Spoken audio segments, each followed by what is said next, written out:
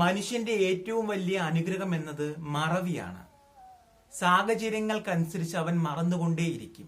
മനുഷ്യന്റെ ശരിയും തെറ്റും എന്താണെന്നുള്ളത് അവരവരുടെ മാത്രം കാര്യം തന്നെയാണ്. എന്നാൽ നമുക്കൊന്ന് പരിശോധിച്ചാലോ, ഞാനും നിങ്ങളും അടങ്ങുന്ന മനുഷ്യൻ ശരിക്കും ശരിയാണോ ചെയ്യുന്നത്, അതോ തെറ്റാണോ? ശുദ്ധമായ വെള്ളത്തിൽ ശുദ്ധമായ വെളിച്ചെണ്ണ മിക്സ് ചെയ്യുകയാണെങ്കിൽ അത് നമുക്ക് വേർതിരിച്ചെടുക്കാൻ കഴിയുന്നതാണ്.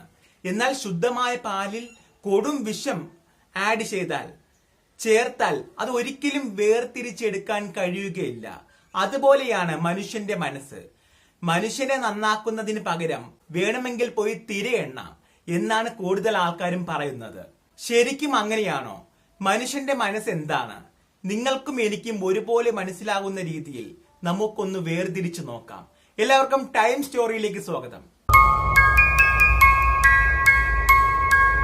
നിങ്ങളോട് ഈ വിഷയം സംസാരിക്കുവാനായി ഞാൻ എത്തുന്നത് എന്റെ ഒരു സുഹൃത്തിന്റെ നിർദ്ദേശപ്രകാരമാണ്. എന്റെ പല വീഡിയോയും എന്റെ പല സുഹൃത്തുക്കളുടെയും നിർദ്ദേശപ്രകാരമാണ് ഞാൻ നിങ്ങൾക്ക് മുമ്പിൽ എത്തിക്കുന്നത്. എന്റെ സുഹൃത്ത് എന്നോട് പറഞ്ഞു, അവൻ അടുത്ത് സംസാരിച്ചിരുന്ന, അടുത്ത് ഇടപഴകിയിടുന്ന ഒരു വ്യക്തി ഇപ്പോൾ അവനുമായി നല്ല രീതിയിൽ അകന്ന് കഴിയുകയാണ്. അത് എന്തുകൊണ്ടാണെന്ന് അവൻ അറിയില്ല. അവൻ അയാളോട് ചോദിച്ചു, എന്നാൽ അയാൾ പറയുന്നതുമില്ല. ഞാൻ അവനോട് പറഞ്ഞത് അതൊരു തെറ്റിദ്ധാരണ ആകാനാണ് സാധ്യത കൂടുതൽ. കാരണം ഒരു മനുഷ്യന്റെ മനസ്സ് എന്താണെന്ന് മറ്റൊരു മനുഷ്യന് ഒരിക്കലും മനസ്സിലാക്കാൻ കഴിയുന്ന ഒന്നല്ലല്ലോ. സംഭവം നടന്നത് ഒരു 3 വർഷം മുൻപാണ്. 3-4 വർഷം അടുപ്പിച്ചായിട്ടുണ്ടാവും. കൊറോണയുടെ ടൈമായിരുന്നു ആ ഒരു സമയം. ഇവൻ കോളേജ് കാലഘട്ടം, കോളേജിൽ പഠിക്കുന്ന സമയം. ബസ് കയറുവാനായി ഒരു ബസ് സ്റ്റോപ്പിൽ നിന്നാണ് ബസ് കയറി പോകുന്നത്. അതേസമയം തന്റെ അച്ഛന്റെ ബൈക്കിൽ അവിടെ വന്നിറങ്ങുന്ന ഒരു പെൺകുട്ടി. ആ പെൺകുട്ടി എന്നും ഇവനെ കാണുന്നു, ഇവനുമായി സംസാരിക്കുന്നു. ഒരു പുഞ്ചിരിയോടുകൂടി ഇവൻ ആ കുട്ടിയെ വരവേൽക്കുന്നു. എന്നാൽ അവർ ഒരു പ്രണയത്തിലാണോ, പ്രണയത്തിൽ അകപ്പെട്ടിട്ടുണ്ടോ എന്ന് അവർക്ക് അറിയുന്നത് പോലുമില്ല. എന്നാൽ നല്ല രീതിയിൽ അവർ സംസാരിക്കുന്നു ഓരോ ദിവസവും. അങ്ങനെ വർഷങ്ങൾ കടന്നുപോയി. വർഷങ്ങൾക്ക് ശേഷമായിരുന്നു കോവിഡ് വന്നത്. അവൻ അവന്റെ ഇഷ്ടം അവളോട് തുറന്നു പറയുവാനായി പോകുന്നു. അവൾ സംസാരിക്കുവാനായി അവന്റെ അടുത്തേക്ക് വരുന്നു. അതേസമയം അവന്റെ ബസ് വരുന്നു. അവൻ അതിൽ കയറി പോകുന്നു. പിറ്റേ ദിവസം മുതൽ കോവിഡ് ആയിരുന്നു. അതിനുശേഷം അവളെ കണ്ടിട്ടേയില്ല. അതിനുശേഷം പല സ്ഥലങ്ങളിൽ വെച്ചും ആ പെൺകുട്ടിയെ അവൻ കാണാനിടയായി. ആ പെൺകുട്ടി അവനോട് സംസാരിക്കുന്നില്ല, യാതൊരു ഭാവവും പരിചയവും കാണിക്കുന്നില്ല. അതെന്താണെന്ന് അവൻ എന്നോട് ചോദിച്ചു. ഞാൻ അവനോട് പറഞ്ഞു, അവർ മനുഷ്യ സ്ത്രീ ആയതുകൊണ്ടാണ് സംസാരിക്കാത്തത്.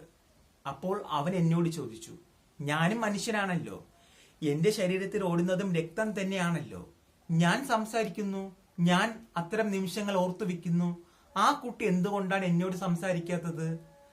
ഞാൻ പറഞ്ഞു, മനുഷ്യന്റെ ഏറ്റവും വലിയ അനുഗ്രഹം എന്നത് മറവിയാണ്.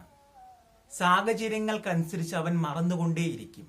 അന്നു മുതൽ അവൻ മറ്റൊരാളായി, മറ്റൊരു ജീവിതത്തിലേക്ക് കടന്നു പോകുവാനുള്ള വ്യഗ്രത മാത്രമായിരിക്കും അന്നു മുതൽ അവന്റെ ജീവിതം.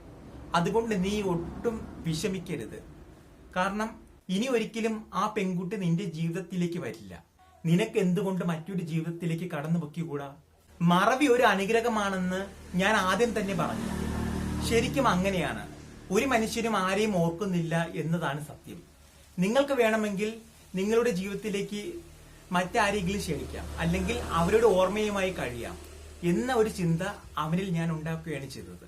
എന്നാലും ഇപ്പോഴും എന്നോട് അവൻ പറഞ്ഞത് അങ്ങനെ ആയിക്കോട്ടെ എന്ന് പറഞ്ഞ് അവൻ പോയി. എന്നാൽ ഇപ്പോഴും അവന്റെ മനസ്സിൽ ആ പെൺകുട്ടി മാത്രമാണുള്ളത്. ഞാനിത് നിങ്ങളോട് പറയാൻ കാരണം, നിങ്ങൾ ഈ ഒരു അവസ്ഥയിൽ കടന്നു പോയിട്ടുള്ള വ്യക്തിയാണെങ്കിൽ ആ പെൺകുട്ടിയെ കണ്ട് സംസാരിക്കാൻ ശ്രമിക്കുക, എന്താണ് കാരണമെന്ന്. പിന്നെ സംസാരിക്കാൻ പോകുമ്പോൾ ആ പെൺകുട്ടി എന്നോട് സംസാരിക്കേണ്ട, എന്നെ ശല്യം ചെയ്യരുത് എന്നാണ് പറയുന്നതെങ്കിൽ അതിന്റെ അർത്ഥം ഒരു നോ തന്നെയാണ്. ആ കുട്ടിക്ക് നിങ്ങളെ ഇഷ്ടമല്ല എന്ന്.